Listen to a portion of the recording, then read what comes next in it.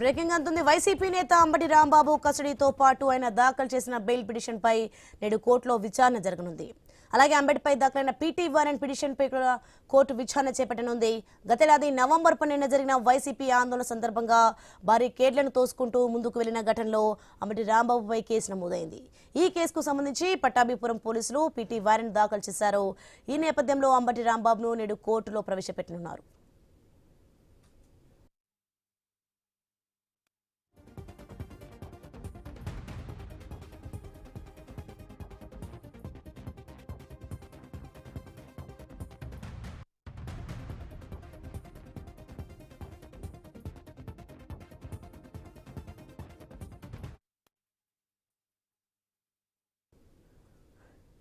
Right, ఇది అంశానికి సంబంధించి మరింత సమాచారం మా ప్రతినిధి నాగేశ్వరరావు ఫోన్లో అందిస్తారు. నాగేశ్వరరావు, పోలీసు కస్టడీకి అంబటి బెయిల్ పిటిషన్ విచారణ జరగనున్నట్టుగా తెలుస్తుంది. ఏంటి దీనికి సంబంధించిన డీటెయిల్స్ ఏంటి?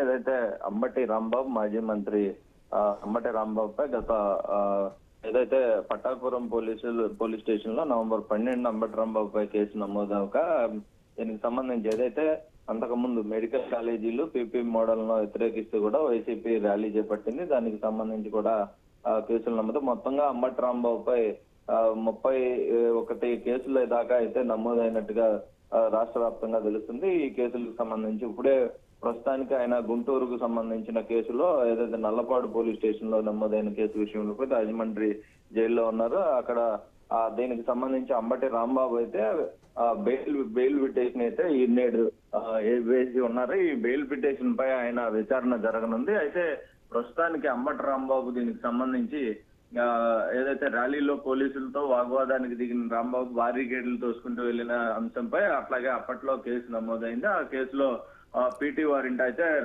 నల్లపాడు పోలీసులు వేశారు. దీనికి సంబంధించి ఏదైతే ఈ నెల 11 లోపు కోర్టులో హాజరుపరచాలని ఆ కోర్టు ఆదేశాల సారంతో నేడు అయితే గుంటూరుకి అంబటి రాంబాబును పోలీసులు తీసుకొస్తున్నారు. ఈ పీటీ వారెంట్ కి సంబంధించి అయితే మరి కొద్దిసేపటి క్రితం అంబటి రాంబాబుని రాజమండ్రి నుండి గుంటూరు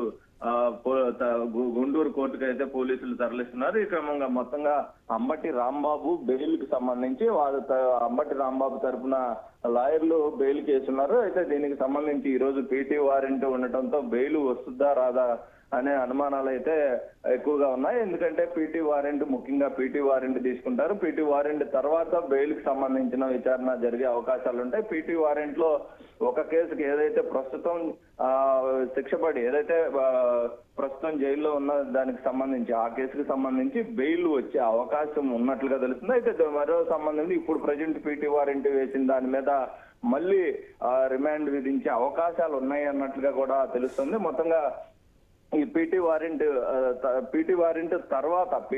విచారణ తర్వాత అంబటి రాంబాబుకు సంబంధించిన బెయిల్ విచారణ జరిగింది. దీనికి సంబంధించి మధ్యాహ్నం ఏదైతే అంబటి రాంబాబును 12:30 మధ్యలో అయితే కోర్టులో హాజరుపరచనున్నారు. తదనంతరం ఆ కోర్టు వాదన తర్వాత కోర్టు తీర్పు వెలువడే అవకాశం ఉండదు. ఏమనేది ఆ కోర్టు తీర్పు వెలువడిన తర్వాత తెలిసే అవకాశాలు అయితే ఉన్నాయి. Right, thanks for the information Nageswararao.